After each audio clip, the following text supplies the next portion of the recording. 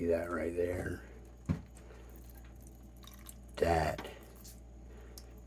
is running water coming into the sink. The pressure and the volume is really low because of the irrigation line that I used. When I use a 1/4 inch water line, the volume and pressure will increase. Again, you probably think this is not a big deal at all. You go to the tap, you turn on the faucet.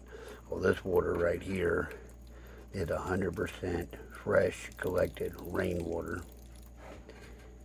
I'm not on any line, and I have used a little pump to send it in. It will actually be on gravity feed when it's all finished up.